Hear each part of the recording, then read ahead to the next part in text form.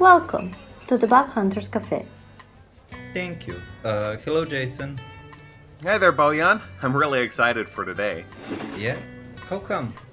Well, I invited my friend, Lais Carvalho, a developer advocate, board member of Pyjamas, co-founder of MidMe Pie, Pythonista. Oh yeah, Lais is awesome. But I thought it was my turn. Amber Vanderburg is joining us, and she's a keynote speaker and a founder of Pathway Groups, and passionate about improving human element of team performance. That's great, but we double booked? It looks that way. Oh dear. I mean, on the upside, they're both a lot of fun. Wait, isn't the cafe entirely enthusiasm powered? Yes. And Lais and Amber are two of the most enthusiastic people we know. Crikey, we're gonna blow a fuse. Hey Marta, you might want to put some somber music in the maintenance room. On it! Welcome to the Bug Hunters Café. I'll be right with you both. Hey, Amber, Lais, come on in. We're over here. Hello there. Hey guys, How are you? how are you doing? We're doing great. Welcome to our table. Thank you. Glad to be here. What would you like me to get you anything? The coffee's on Soft Terrific. They're the ones who sponsor these chats. You know, can I have a chai mocha latte grande? Okay. I'm gonna go for a flat white, almond milk flat white. Ooh, that sounds really good too. But Actually, I'll have what she's having. I heard you don't take coffee though. Today might be a day for caffeine. We need more enthusiasm. Today might be the day then. All right. I will go get those, and you want your usual espresso without any coffee there, Bojan? Yes, Yeah. with I'll go extra get those. rainbows. So, Lais, have you met Amber? I have met Amber, yes. We have met in Pyjamas, wasn't it? We did. We pulled out our fanciest pajamas. It was amazing. Yes, to come and talk about Python. And I think that was December last year. Yes, that was December last year. Yeah, it was a minute ago. Here's your But the pajamas were great. here's your guys' coffee. Thank you. Oh, thank you so much. Here's yours, Bojan. Thank you. I overheard Pyjamas. That was a lot of fun. I did wear my pajamas to it, and yet I still managed to get a bow tie. Yeah. That is skill. Well, I have actually really good news for Pyjamas people, because I am sending an envelope of swag around.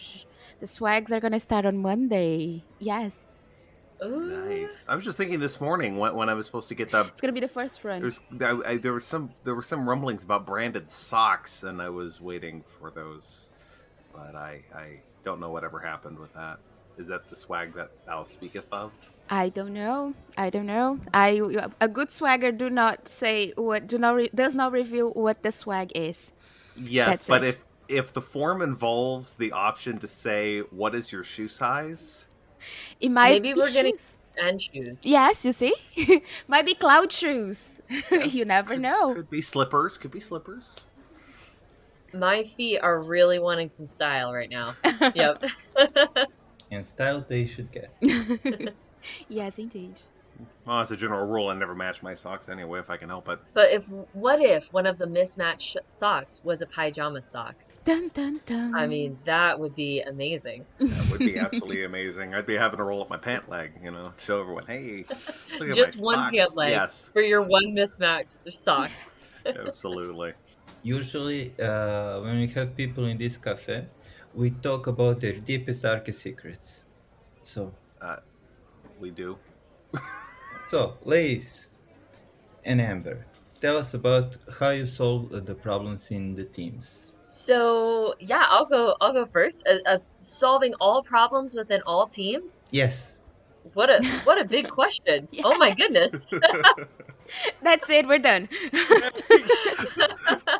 He's got one question on mean- his list. It's like, well, how do you solve problems in teams? Let's just get right to it. Well, first we have to define a scope of the question. Golly, I wish that there was just one answer that I could give. But as we're working within teams, there's a a huge aspect of having to collaborate more effectively and having that communication. I think if I could give one answer of the biggest challenges that I face within teams, it is that lack of or miscommunication within teams. And so making sure that we've um, clarified and reclarified and reclarified and and reclarified the communication that we're having within our teams. I'm seeing some head nods. Is that your experience as well? We'll give a broad answer to a broad question. Yeah, and while clarifying communication, be sure to define scope. Sorry. Yeah.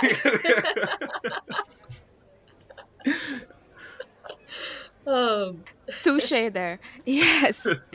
Um, I would say for me as well that would be. I think you're spot on, Amber. I think communication is definitely the first problem with like arranging teams in any way.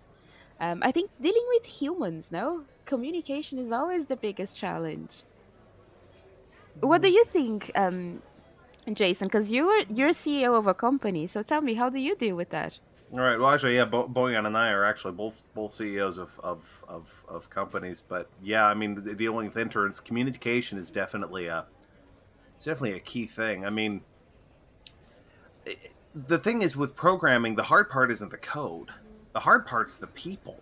That's always the hard part. I remember someone once saying that bugs usually come from some form of miscommunication, misunderstanding, when we don't fully understand the problem, when we're asking the wrong question, or when our ideas about how to solve something don't match up. That's where you wind up with errors in computer software. Usually the problem's not in the code so much as it's in the logic. At least those are the harder ones to debug, because a missing semicolon is pretty easy, relatively speaking. But flaw in the spec, that brings up all sorts of weird problems, or flaw in the understanding of the spec. So like communication is kind of at the heart of why software goes haywire, I think. yeah, and there's a huge aspect of um, yeah, and I think you hit it right on the head of making sure we're asking the right questions and we are communicating those expectations. There's, something very real about how uncommunicated expectations oftentimes lead to unmet expectations Hmm. within our performance. And I recall one leader that I was working with. He very clearly stated, he goes, there's really four major questions that I ask whenever I am crafting my message and communication and determining if I've done a good job of communicating within my team. And it's really asking myself, okay, have I communicated to the right audience? Are there the right people in the room? And sometimes there's people that should be brought in, and sometimes it's a lot of voices and we need to trim down and make sure we have the right people. So are there the right people in the room, the right audience? Is this the right message? Am I crafting it in a way that is easily understood, being very mindful of jargon, of baseline knowledge, of the actual words that are being said, looking at the way I'm communicating, which I believe in this period of time, especially, it's a conversation that we really have to be mindful um, of the way that we're communicating. In that, are we using an email? Are we doing a phone call? Are we doing a video chat? Are we sending a text message? In all of these different ways, we're looking at different. Honestly, the speed of our feedback loops. So if you have a really complicated topic or a really emotional topic, or something that is going to require more follow-up, then sending a basic memo that might have a longer span of time, it might not be as effective within your messaging. And so being mindful of how am I communicating, what's the way, what's the method, and then also being mindful of the time.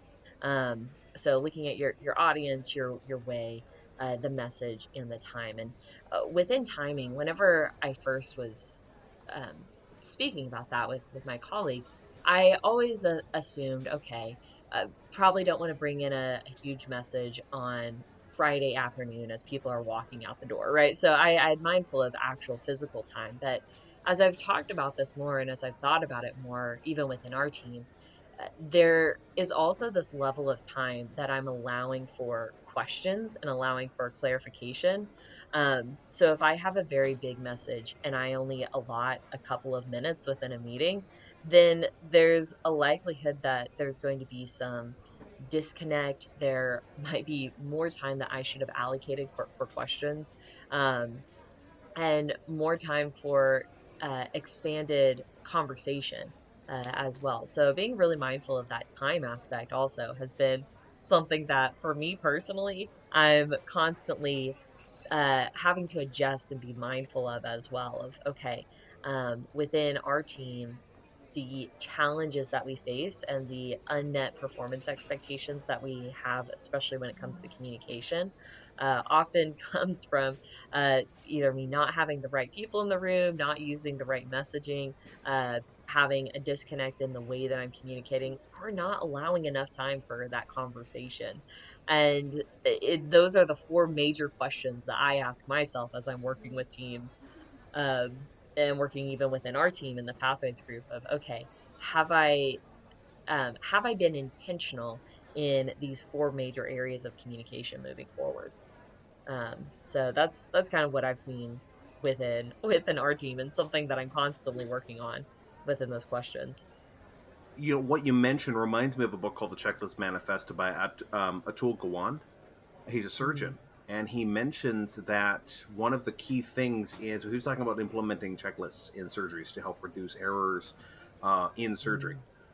Mm. And one of the things he mentioned is that it was key that everybody in that operating room had a voice, that they had the authority. It didn't matter whether they were just a technician or whether they were a resident or whether they were a nurse or whether they were the anesthesiologist or the main surgeon. Oftentimes the main surgeon tended to rule the show, and I think the same happens with coding, is like the lead developer easily dominates the floor. And it's so important that everybody has a voice, so that that nurse in training who notices that something's wrong has a voice to stop everything and go, hold on, there's something wrong here. And that was critical, and one of the best ways that they could do that would be initially letting everyone introduce themselves. I wrote it down. I always write down the smart stuff.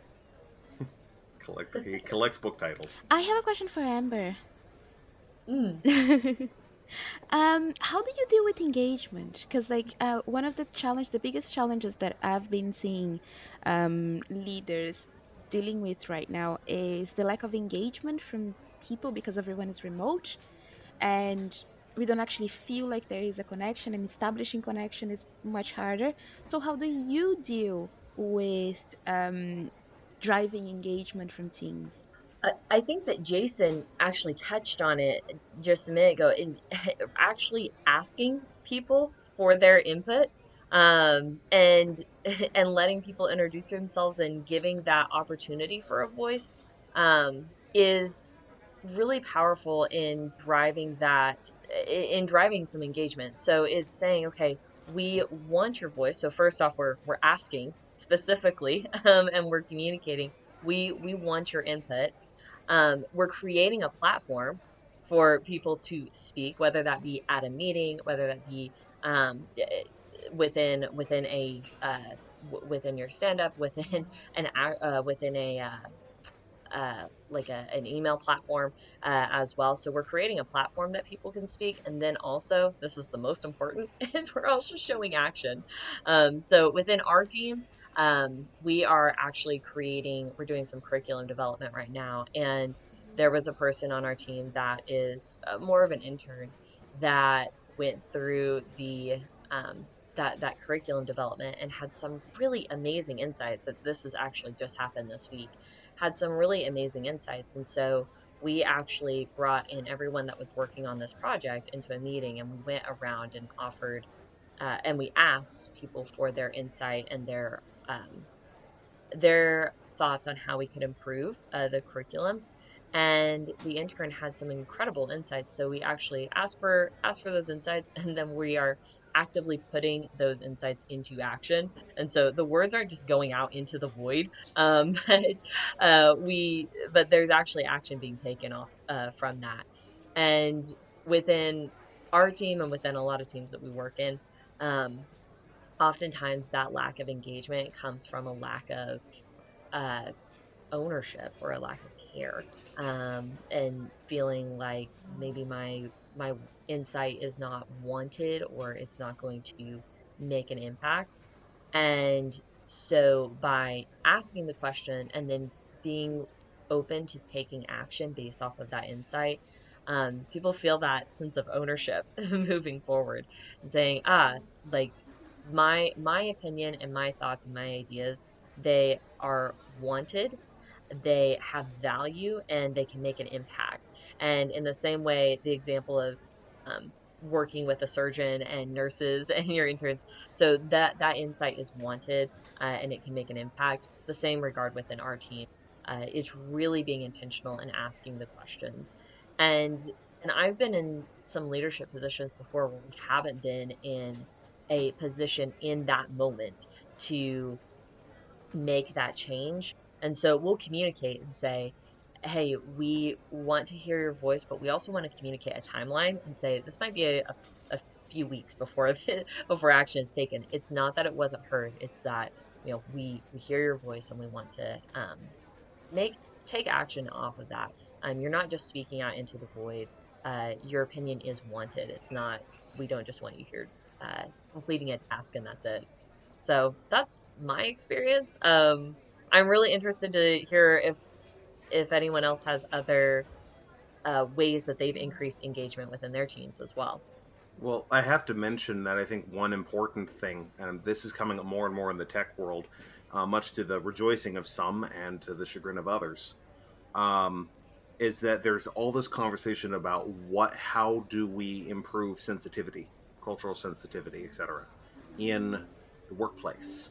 And some people just try to label that political correctness, but I think it's important that we strive for that sensitivity because we need to make it a safe place for everybody. MailChimp is a great example in the current events of a company that did not do that.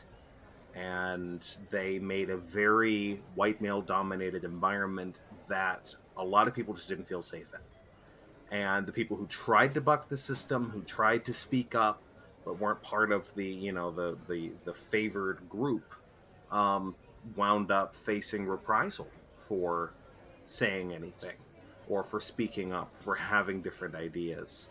Or they might implement the idea, but then they'd shove the person aside and take credit for the idea. And I think it's important that if you want any member of a team to engage, that they feel that my identity is not going to make me a moving target. And that's as simple as, use someone's preferred pronouns. Don't make jokes that make that person's culture the butt of the joke. Um, don't denigrate someone or objectify someone because they're a woman, or because they're from a particular country, or because of any of these things. Everybody should have a voice in the conversation by sheer merit of being a human being on the team. And really, in my mind, the only thing that invalidates someone from that level of participation is if they have proven themselves time and again to be a toxic influence. When they regularly do not respect others, that's really the only time when you take the microphone away from them. And you say, I understand you have technical skill, but you make other people feel unsafe. And since you don't want to address this, then we need to make this a safe environment by minimizing your voice a little bit. And that I know there are a lot of people that are really angry when that happens because they feel like it's censorship or it's unfair, but it's a matter of making the environment safe for everyone. Because when you have intolerance, somebody's going to be silenced. There's no getting around that fact. We need to make sure that the only person who's being silenced is the person who's making the environment unsafe, not the person who's being targeted.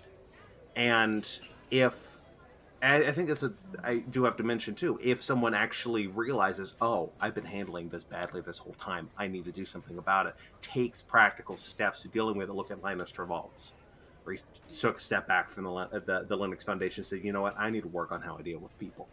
and he did work on dealing with people. And he could still be a bit rough around the edges, but he is actively trying to be better at communicating with people with respect. And so he's someone who you can give the microphone back to in stages, whereas someone like again, current events, RMS, Richard M. Stallman, who has expressed absolutely no remorse at all for some of the horrendous things he said. He doesn't need a microphone. We can't trust him with it because it breeds the unsafe environment that then silences people because they just don't feel safe. Of course, that's just my half of the take. Lais, you actually do a lot more work in this arena than I do.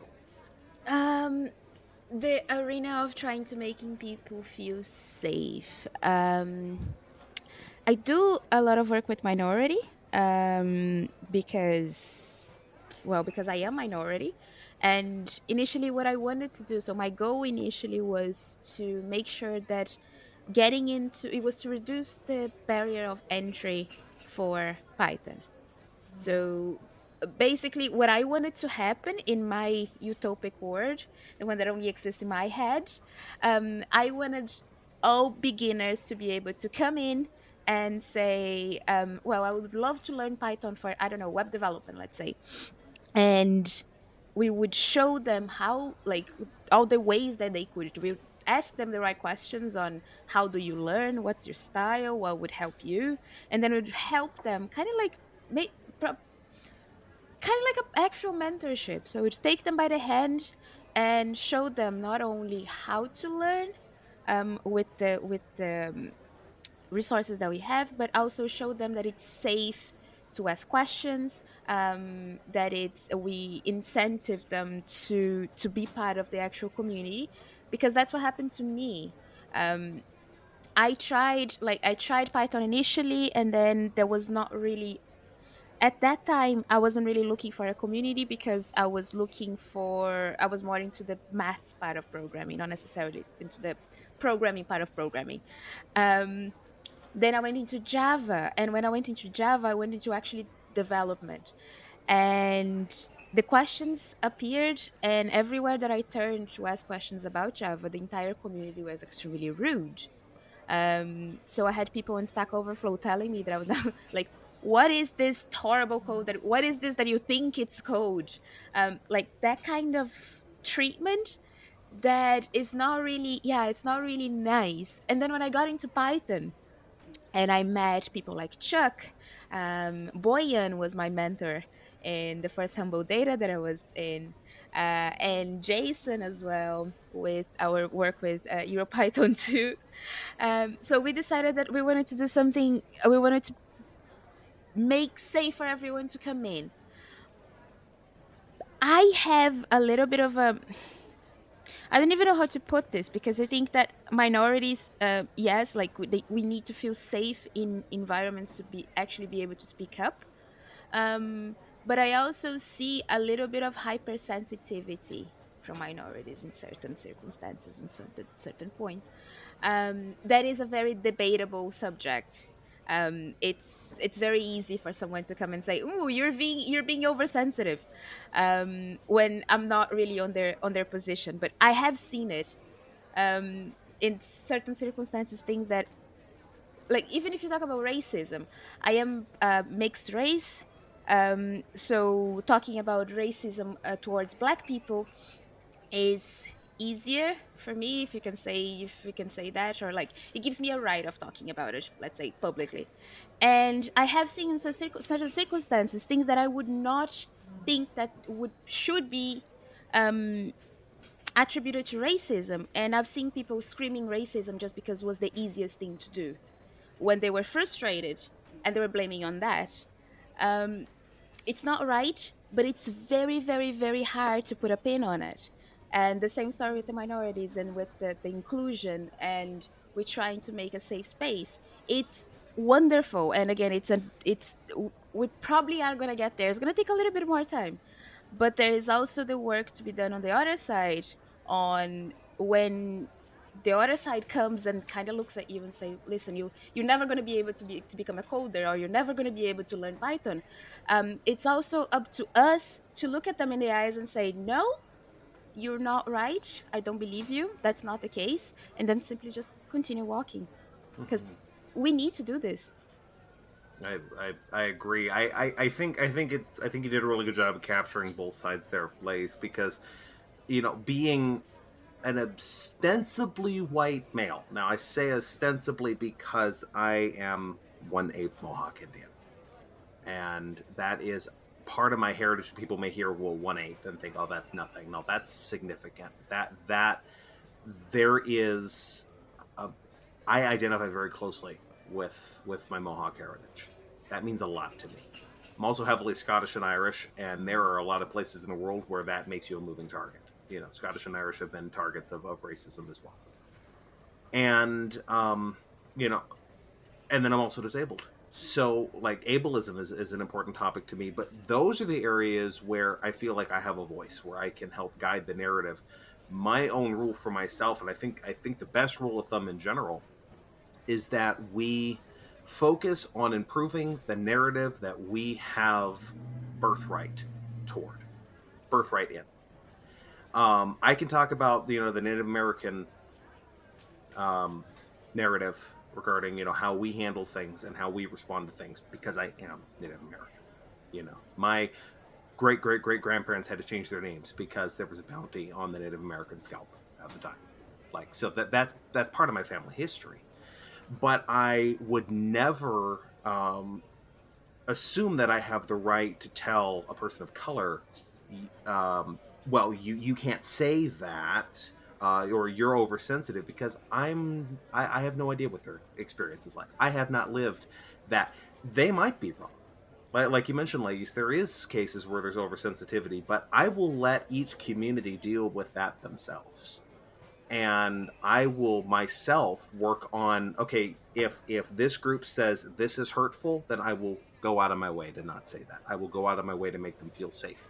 And if that means that I concede more ground to them than is really justifiable, hey, I have so much privilege because I am, mostly white. I have so much privilege. I think I can concede quite a bit of ground, and things will come out in the wash. So I will let them deal with their own narrative, because it will correct. It always does. There are voices in any given group who can turn around to their own to their own group and say, hey, this is not what you think it is, and we need to stop doing this. I don't have a right to say that because I don't have their experience, but I can speak to my own groups and my own narratives and help make those healthier. And I think that's the perspective we all need to take. If we have that perspective, then there won't be that fear of, well, how do I bring up the fact that, I think they're oversensitive? I probably won't, unless it's my own group. And I think bringing that back to, so we've talked about different groups. So now we bring everybody together in a massive team as we're trying to build code. And so, so we're looking at these specific things that each individual person is facing as challenges. And it's really creating that environment within your team culture of feeling safe to bring up any challenges that are being faced. I was actually working with a team a few months ago that even from my outsider view, I could see that there were some challenges being faced, and the question was asked, what I think it was asked similarly to, what challenges are you facing, and there was very little said. And whenever I asked some follow-up questions, individually one-on-one, many of the team members said that they didn't feel safe bringing up the challenges that they were facing while they were in the team. And so it was very difficult to address them and discuss them moving forward. So it very much opened the door to a larger issue of the challenges that were being faced within the team, on very much a team dynamics level. People did not feel comfortable or feel safe bringing them up within the team dynamic. And so it's very much creating a culture, where people have a sense of trust. And it really comes down to that do we trust each other as human beings, as individuals, to work together and to, um, yeah, to work together to build something great, and to increase that understanding of one another as we are helping each individual person as progress and grow as a professional and as a person. Imagine, no, and it does, yes, and as part of a team as well, because it's that there's that community side of it. Yeah, the communal as being part of something that is much bigger than you or than me, or yeah, making the whole. And I think if there's that level of trust, then that also helps compensate for the misunderstandings. Because I've had so many situations, like the dev community is a really good example of that. It's like, yeah, there are some weird people on the fringes of dev. There's some weird people on the fringes of any community, but as a whole, there's this attitude in dev of the dev.to community of, hey, we want this to be a safe and inclusive environment. And as a result, there's kind of that level of trust among the community members where one person might say something and someone else says, hey, I was insulted by that. And the first person can say, I'm sorry you were insulted by that. I did not mean that. Here's what I meant. And the other person can go, oh, I misunderstood. Okay. By the way, this has this implication in my culture. Oh, okay. What if I put it this way? And so both people wind up giving a little bit of ground, and they both walk away with a better understanding of how to better communicate, because I think that's where a lot of this comes from, is that we all have different vocabulary, we all have different words and phrases that mean different things, and when those mismatch, one person can unknowingly insult the other person, and neither one of them will have any realization of the other's perspective until they can have that dialogue. Yes, yeah, that's very well pushed. Hi, Bug Hunters Café. Marta speaking. Yes, we're still open 24/7. You can find us at bughunters.cafe and on Twitter, Dev, and Instagram as Bug Hunters Café. Oh dear. It appears we lost power. We'll get right to fixing it. Though, so don't worry. No, it won't affect the portals. That's all unicorn magic. Yes, see you then. I don't get it. I put on the somber music in the maintenance room, so that should have compensated for the enthusiasm surges. Was this the CD you put on? Yes, it's all I could find. 120 songs to cry to. You think I overdid it? Maybe a little. Perhaps if you switched the music out, I could try one of those French Europop albums Boyan keeps behind the counter. We want to cheer up the generator, not insult it. Remember the last time? Fair point. Perfect. So, yeah. So, Boyan, I have a question. I would love to hear from you. So, tell me, how do you provide a safe space for your team? How do you make sure that the people that work with you are in a safe space and they can speak up and ask questions and everything else that we were talking about? Well, first of all, I'm the CEO of the company, and I lead my team.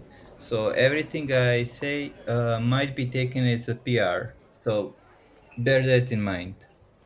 Basically, what I try to do is get some one-on-one time with each of the team members and discuss what is their career path or what they want to do, and speak with them about it and try to support them in their development. And I try to nurture basically the learning and constant self-improvement, because I'm a person like that. I love reading about stuff, I love learning, and that's something I want to share with people. And regarding safety in the team, I basically treat everybody as humans. What a novel idea. Yeah,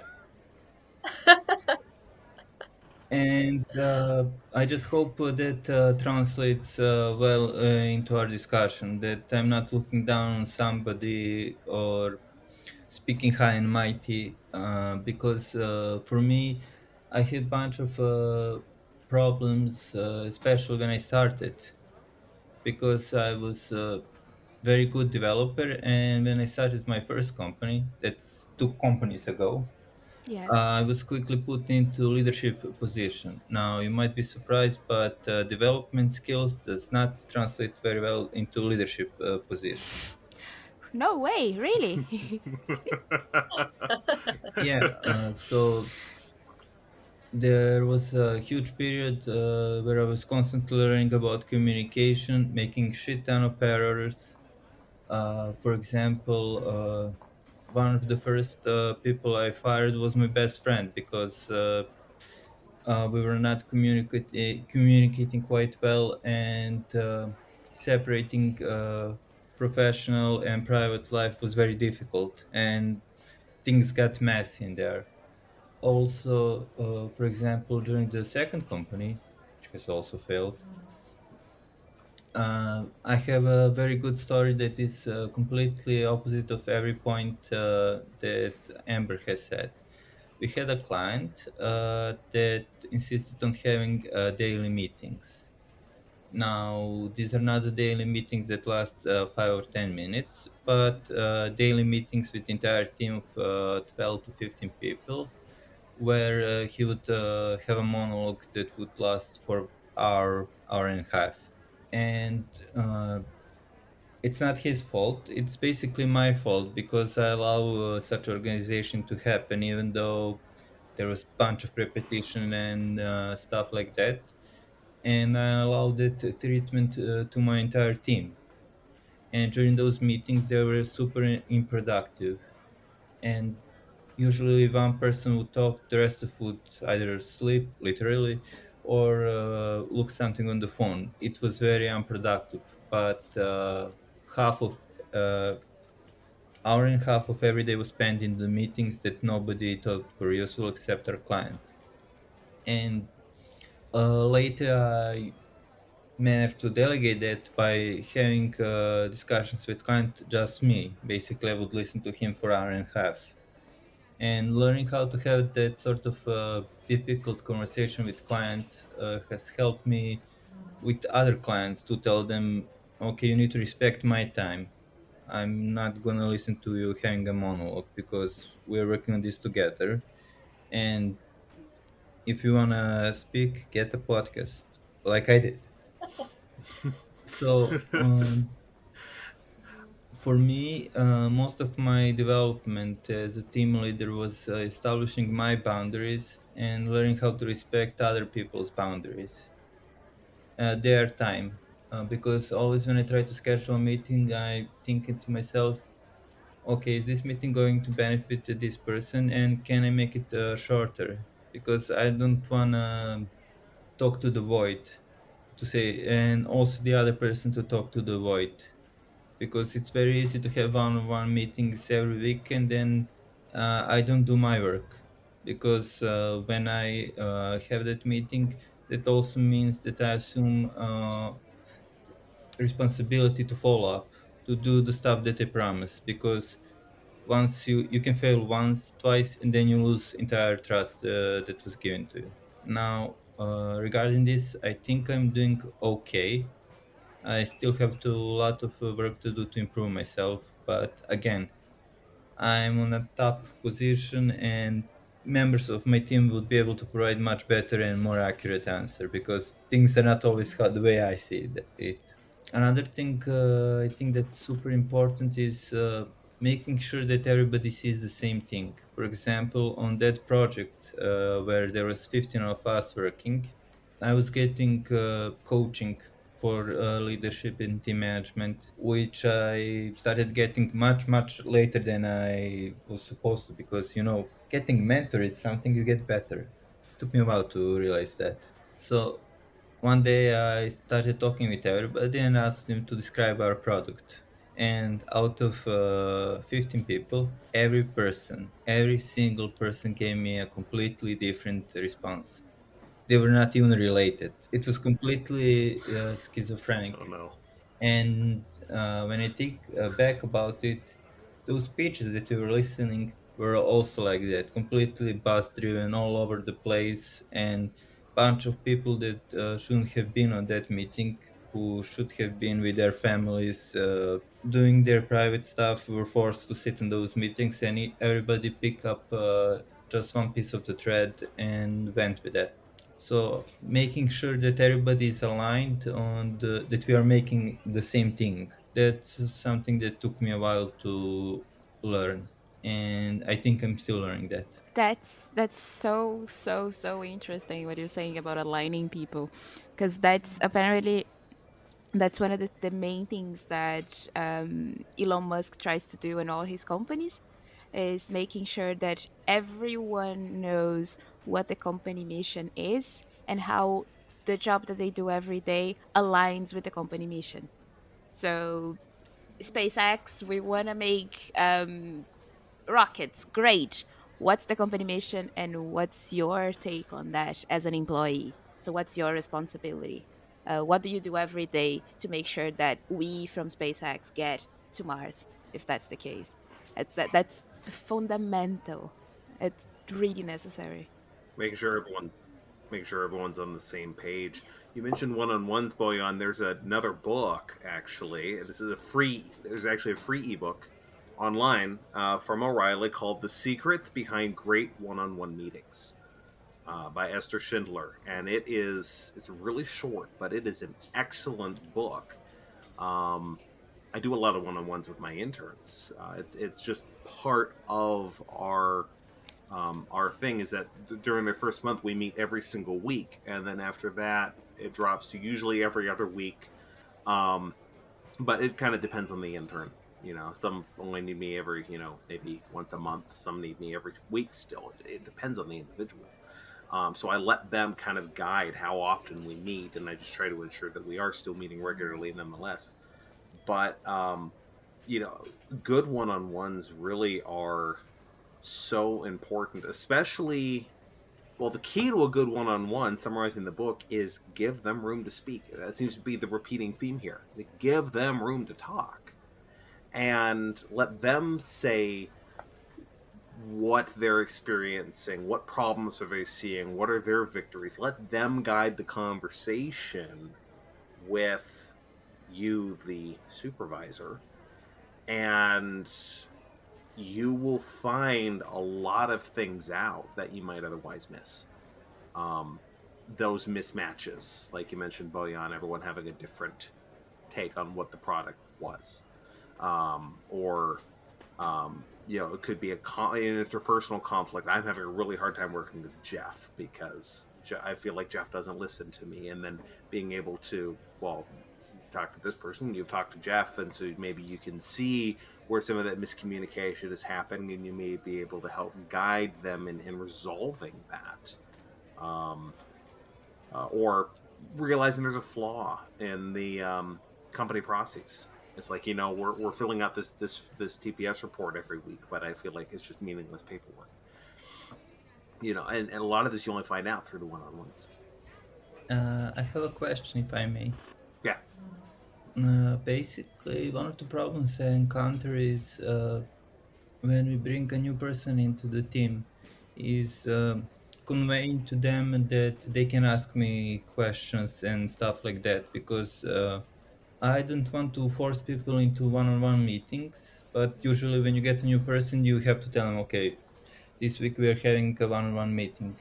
But people usually get intimidated because I need to talk with boss, especially junior people. For them, it's very hard to explain them, at least for me, is that when I ask you a question, this is not an exam. This is not, I'm not going to give you a grade. If you don't know it, just say it and let's Google it together. Like, you can Google an answer. Explain that to the people and explain that it's totally okay to say, I have no idea. That's something that takes me quite a while to convey. So I was wondering if you have any advice on how to achieve that. So the first thing that we do is actually humanize the person. So you're not I recall a company that I actually was working for, and the CEO, he, whenever we first started, would come in and say, "Hey, I've been in your shoes. These are mistakes that I have made," and that ability to be vulnerable made the dynamic not a uh oh my gosh, you're this person that it signs my paycheck and that's all I know, but very much being vulnerable and sharing those experiences and saying, hey, I've been in your shoes before and I'm asking these questions because I want to see you succeed. And if I can share light on some of those questions, or if I can help you, or if we can provide more resources, um, then setting that dynamic up that way, rather than, yeah, hey, I know you just started here a week ago. My name is Amber. Come in and let's have a chat for the first time. Instead, I'm having a conversation and saying, and setting that preface of, I've been in your shoes. I'm still learning, and we want to help you succeed. So how can we, um, this is something, as I've worked in human resources, there's this whole idea of, some people don't like the term human resources because they don't like the idea of using humans as resources. But the idea is that you actually turn the two words around, and it's not using humans as resources, it's providing resources to humans. And with that different idea, it's saying, okay, no, it's my job to give you the tools and the resources and the insight to help you succeed as best that I can. And so, um, within, My company calls it ECHO, Employee yeah, Care and I love it. Opportunity. Yeah. So it's that idea. For me, as a newbie, like what really really helped initially was because I felt really intimidated when there were people that knew so much of everything that I really wanted to learn, and they were asking questions sometimes. I was like, I have absolutely no clue. But I would feel intimidated of saying it. I have absolutely no clue. What would help with that would sometimes when I ask questions, even I am fully aware that my XPM actually did this a few times, that I would ask questions and she would know the questions, but she would be like, shall we Google this together? You should maybe Google this together. So she would stop what she would be doing and we would Google the stuff together, and she was like, okay, so now I know how you found this information as well. And I didn't feel any more risk, if you can say it like that. It's not even a risk. Like, I didn't feel any more shame of just looking and saying I have absolutely no idea. But let's find out. I'm willing to find out with you right now. Let's find out. I like that. I want to do that more. I know I do share a lot about my mistakes with my interns. Like, I made some doozies, and I keep them alive. I keep those memories alive because the thing was with interns, when you are an internship focused company, is that you have a high turnover rate. And that's a good thing in our case because it means we're launching people's careers. They start here, they do an internship, they get acclimated, they go on to a full-time job somewhere. That to me is a success story. But that also means that I have an extraordinarily high turnover rate that I rarely keep anyone beyond about a year, 18 months of that at the most usually. So that means that it would be very easy for me to hide my mistakes because, all the people that remember all the screw-ups in the last cycle are not there. So I make sure that I share these openly, and I document them in some cases. I will actually put comments in my own code where I go, oh, I thought it was this, it's actually this. Little reminders to myself when I solve a bug. It's like, make sure this is actually this, or you're going to get a seg fault. I'm very open with that. One of my favorite stories to tell interns is the time that I assigned a task to one intern. I said, we need to do this thing. I said, I think it would take a week. And it took 2 years. I had missed a major piece of the puzzle. Like, there was a major area of what I call flux, the unknown in a problem. Like, I could see all the deterministic bits, and all the deterministic bits together would take a week. But that one bit of flux wound up taking 3 interns 2 years. 3 consecutive interns 2 years to solve. We solved it, but we found out very quickly why no one had ever done this particular thing before. So it worked, but my assistant lead developer at the time made sure I did not get to live that one down, and I appreciate that because he would tell all the incoming interns this story, and I would laugh right along with them. And since he passed away, I've continued telling them that story. It's like let me tell you about my biggest blunder with project management, and that does lead to them feeling safer about, oh, I made this huge mistake, and they'll bring it up in meetings. It's like, oh, I made a gigantic mistake. Let me tell you all about it, and they're okay because they feel like mistakes are grounds for laughter and learning, and no one's going to look down on them for it. And yeah, I think that's a really important part of just making a psychologically safe environment. I really like what Amber said. It's giving people ownership and not using the word that we usually associate. Who's responsible for this? Because there's always a sense of blame. I'm trying to find the person responsible for this to blame it. When you give people ownership, you don't have that negative connotation. You're not trying to track down the guilty party. You're in this together. Absolutely, guilt-free postmortem is what term I heard at one company use, that they use guilt-free postmortems. Yeah, and it's also having that ownership to point out. I love that story of, yeah, I thought it was going to take a week and it took 2 years. We had, but it's having somebody on your team or the intern to bring that up and say, okay, these are actually the challenges. We had a situation a few months ago where we had a meeting, and at the end of the meeting, I, as the person setting the expectation for this project, thought, I don't think I clearly communicated what success was going to look like at the end of this week, and I had some disconnect. And sure enough, like 2 hours after the meeting, the person who was helping me, she messaged me. She goes, okay, I really don't have a lot of clarity on what success looks like at the end of this. And I said, good, because I don't think I really thought through that either. So let's actually go back and define what does success look like this, because we were having, and so it was like a very clear lesson of, if you are hesitating, then they are probably hesitating as well, as far as that uh, you know, clear idea of what success was going to look like at the end of this project that we were doing. And we'll do that. We talked earlier about having that disconnect of what different expectations are going to be, or different definitions of success. Um, what I have found, two different things to be good activities for just self-awareness for myself as a more louder, outspoken person that has other people on the team that are not as loud spoken, is I'll actually take a moment and say, okay, let's take a couple minutes and write down, whether it be on post-it notes, on a piece of paper, we'll write down the expectations or the ideas that we'll have before we speak them out. And so we'll put them on post-it notes or put them in a piece of paper. And then one voice is not like decibel higher than another. It's really the ideas on pieces of paper that are given more warrant. And it allows, because what we were finding is we had louder people in the team, as in like a louder voice, and that you had the softer spoken people that were not speaking up as much.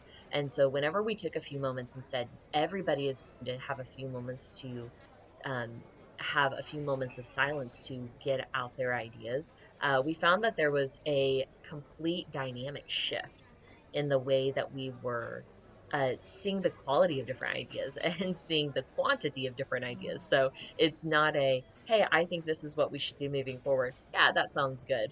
Well, if you give everyone an opportunity for a sense of silence, we were able to see, okay, this many people, we all think that this is a good direction that we should be going, or maybe this isn't a direction that we should be going in. And we were able to find those senses of continuity within our values, within our expectations, within our definitions of success, the continuity and that disconnect. And so it opened up a really good conversation. That was a huge thing that we did.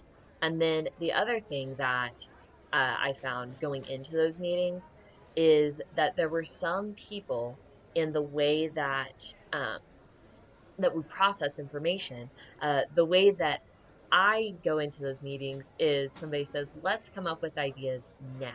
And I'll come up with those ideas right on the spot.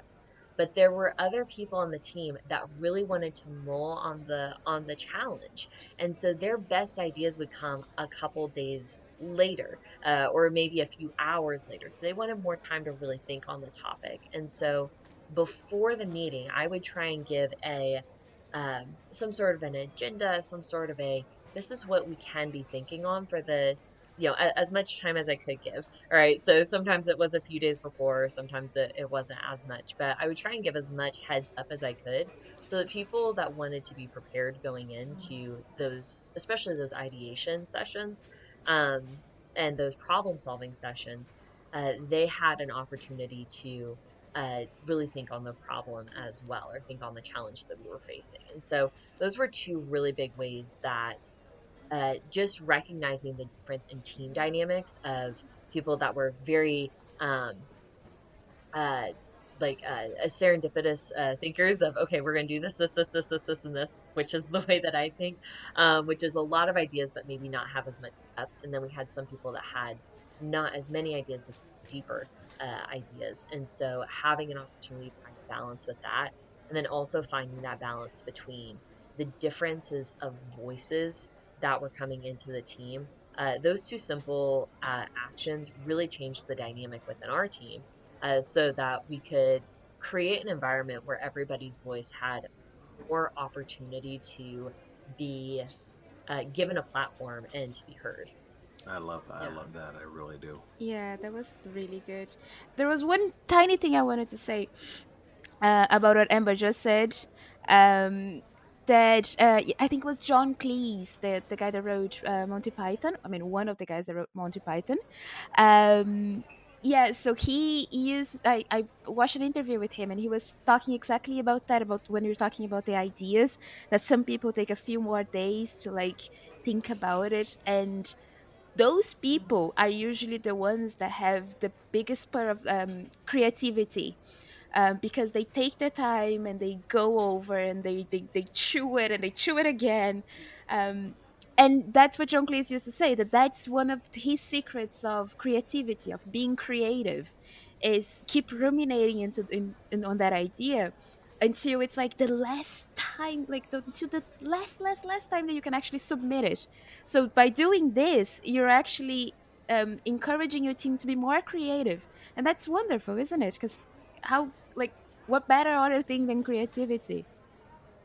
Absolutely.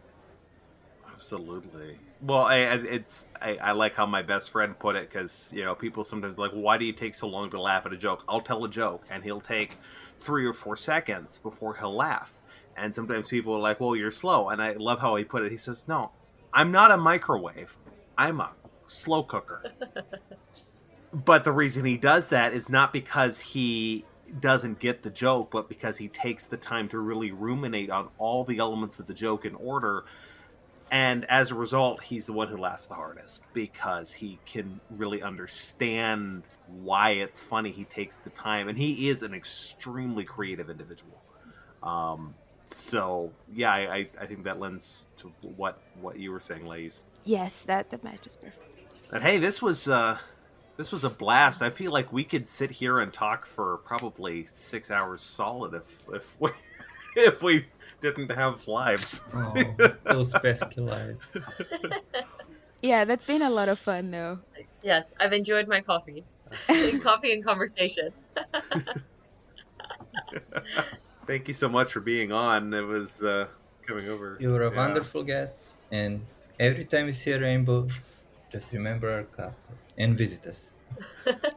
Absolutely. Every unicorn that I see from now on, it's going to remind me of the Bug Hunters Café. Absolutely. Do you see a lot of them? Yes, actually. Yeah, so Boya and I, we Ireland. have this farm. Ireland is a special place. Yes. Boya and I, we take care of this farm as well. It's a unicorn farm. And sometimes we need to go there and like have a chat with them, because they're great for creativity. That's where we get our creativity from. Absolutely. Unicorn Farm. Invite me out there sometime. I would love to. I'll arrive in my... I think we need to take a trip to Ireland now. Yeah. Absolutely. Our next gathering. That'll be our next gathering location. Loads of leprechauns Sounds as well. good to me. I'm game. Yes. Rainbows, leprechauns, and unicorns. Yes. Oh, man. Some pots of gold as well, I've heard. I haven't found them. I haven't seen them. But I've heard that the pots of gold are actually around as well.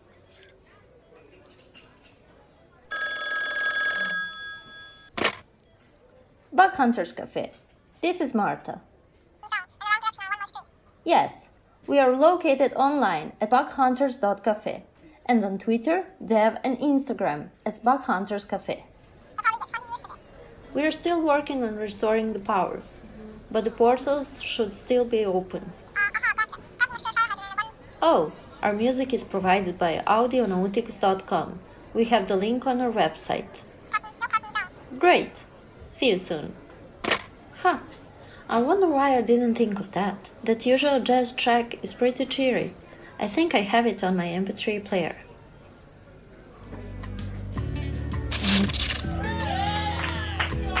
Jazz saves the day again.